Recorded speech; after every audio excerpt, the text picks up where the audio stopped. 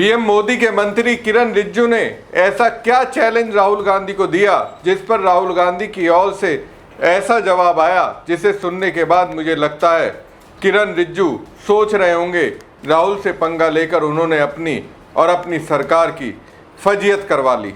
और दोस्तों, राहुल का यही जवाब जब पीएम मोदी और गृह मंत्री अमित शाह ने सुना होगा तो यकीन मानिए दिमाग में सवाल जरूर आया होगा कि रिजिजू उनकी ओर से खेल रहे हैं या फिर कांग्रेस की ओर से, क्योंकि संसदीय कार्य मंत्री किरण रिजिजू ने चुनौती ही राहुल गांधी को ऐसी दी दोस्तों, जिसे सुनने के बाद यही लगा रिजिजू भले ही सोच रहे हो कि वो सरकार के लिए बैटिंग करते हुए राहुल के खिलाफ खेल रहे हैं, लेकिन यहाँ हुआ उल्टा। राहुल ही रिजिजू से खेल गए और राहुल के इस अंदाज से किरण रिजिजू बैटिंग करना ही भूल गए होंगे। चलिए दोस्तों, बताता हूँ सवाल ही ऐसा किया है जो समझ से परे है। नमस्कार दोस्तों, मैं हूं परवीन सानी। दोस्तों, इस वक्त बीजेपी और उसकी सरकार की स्थिति ऐसी है कि बड़े से बड़े लोग हिले हुए हैं। अब मोदी जी को ही देखिए, जो कल तक भाइयों और बहनों मेरे परिवारजनों से आगे नहीं जाते थे, अब वो हेलो फ्रेंड्स कह रहे हैं। आईआईटी दिल्ली के दीक्षांत समारोह में तो उन्होंने जैन जी के वर्ड का ही इस्तेमाल कर दिया। आज हमारे युवा अपने लॉन्च व्हीकल्स बना रहे हैं, रॉकेट लॉन्च कर रहे हैं और ऐसी उपलब्धियां हासिल कर रहे हैं जो दुनिया के गिने चुने देश ही हासिल कर पाए हैं। मुझे विश्वास है आज कहीं न कहीं देश का कोई युवा इंजीनियर गर्व से कह रहा है, first in my bloodline to build a rocket.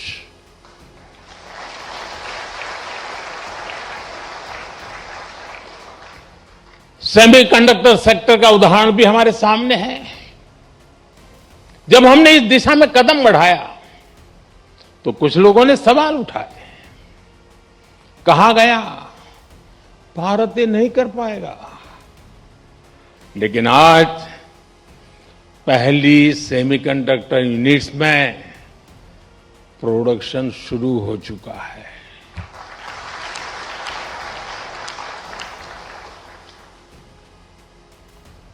और मैं साफ मानता हूं, चिप से लेकर के शिप तक सब कुछ यहीं पर आप ही के हाथों से बनेगा।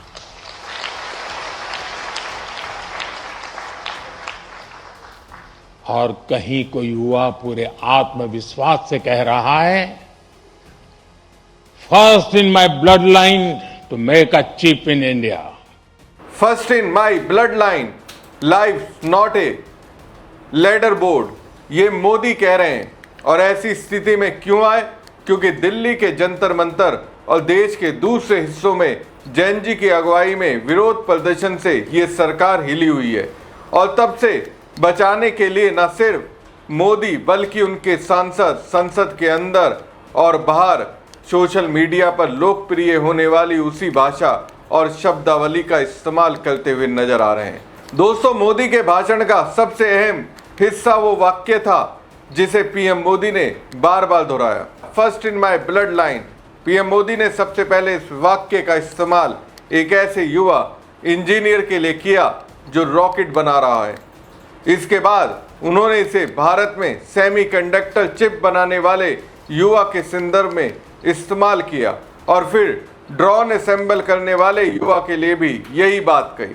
हर बार उनका जोर ऐसे युवा भारतीयों पर था जो गर्व से कह रहे हो कि वो अपने परिवार या खानदान में ऐसा काम करने वाला पहला व्यक्ति है। अब बताइए दोस्तों, हमारे प्रधानमंत्री नरेंद्र मोदी का इंग्लिश से दूर दूर तक नाता नहीं है, इंग्लिश के फ्रेज का इस्तेमाल कर रहे हैं। और ऐसा क्यों कर रहे हैं? ताकि 30 करोड़ से ज़्यादा युवाओं के एक बड़े वर्ग के विश्वास को किसी भी तरह से बीजेपी की ओर मोड़ा जा सके। और ऐसी स्थिति में दोस्तों, संसदीय कार्य मंत्री किरण रिजिजू आधी आबादी के नाम पर राहुल गांधी से खेलने लगे। संसदीय कार्य मंत्री किरण रिजिजू ने शनिवार को महिला आरक्षण बिल को लेकर राहुल को एक बड़ा चैलेंज दिया। राहुल गांधी की ओर से महिलाओं की अभिव्यक्ति की आज़ादी को लेकर दिए गए एक बयान के बाद रिज्जू ने राहुल से बिना शर्त महिला आरक्षण बिल का समर्थन करने की मांग की। रिज्जू के बयान पर अब राहुल गांधी का भी जवाब आ गया। पहले आपको सुनाते हैं दोस्तों, राहुल गांधी ने आखिर महिलाओं को लेकर क्या कहा था, जरा सुनिए। Today, I got a question about women, which I answered, but then since then I've been thinking about it more deeply, and I was thinking to myself that the energy of India's women is trapped, is not allowed to express itself, is not allowed to imagine. And to me, no country can be successful if the women in that country are not expressing themselves, right? And I think a lot of my politics and a lot of what politics should be in this country is in making people understand, and not from a top-down perspective, but making people understand that our country is stunted, is incomplete without the expression of our women. And that's not just them doing well in business or them doing well in the political system.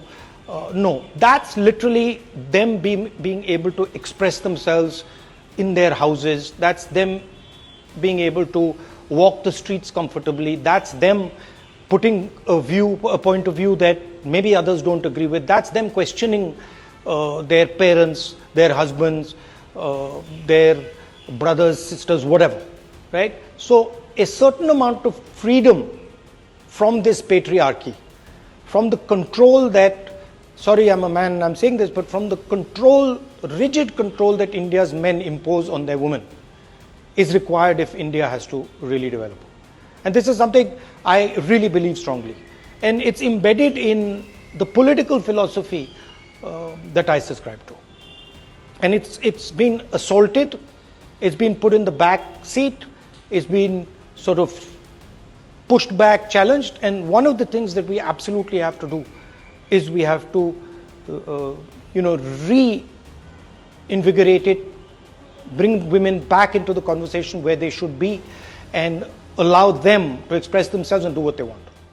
तो राहुल गांधी कह रहे हैं भारत की महिलाओं की ऊर्जा बंधी हुई है, उन्हें इसे व्यक्त करने की आज़ादी नहीं है, उन्हें कल्पना करने की आज़ादी नहीं है। मेरे लिए कोई भी देश तब तक सफल नहीं हो सकता जब तक उसकी महिलाएं खुलकर अपनी बात और अपनी क्षमता को सामने नहीं रखती। और मुझे लगता है कि मेरी राजनीति का एक बड़ा हिस्सा और इस देश की राजनीति का भी एक बड़ा हिस्सा लोगों को ये समझाने से जुड़ा होना चाहिए कि महिलाओं की अभिव्यक्ति के बिना हमारा देश अधूरा और अपनी पूरी क्षमता से वंचित है। अब दोस्तों, राहुल गांधी ने महिलाओं के अधिकार पर अपनी बात रखी। अब राहुल गांधी की सोच को देखिए, कैसे किरण रिज्जू अपनी पॉलिटिकल माइलेज लेने की कोशिश में लग गए। रिज्जू ने एक्स पर पोस्ट करते हुए लिखा, ये कांग्रेस पार्टी की ओर से एक पॉजिटिव संदेश लगता है। महिलाओं को लेकर राहुल गांधी जी के रवैये में साफ तौर पर बदलाव नजर आ रहा है। अब मुझे उम्मीद है कि कांग्रेस पार्टी बिना किसी शर्त के महिला आरक्षण विधेयक का समर्थन करेगी। रिज्जू दिमाग लगाने लगे, लेकिन रिज्जू के इस दिमाग पर राहुल गांधी ने जबरदस्त तरीके से चोट करते हुए लिखा, रिज्जू जी, संसदीय कार्य मंत्री होने के नाते आपसे बेहतर ये कौन जानता होगा, महिला आरक्षण विधेयक 2023 में ही सर्वसम्मति से पारित हो चुका है, कांग्रेस के पूर्ण समर्थन के साथ।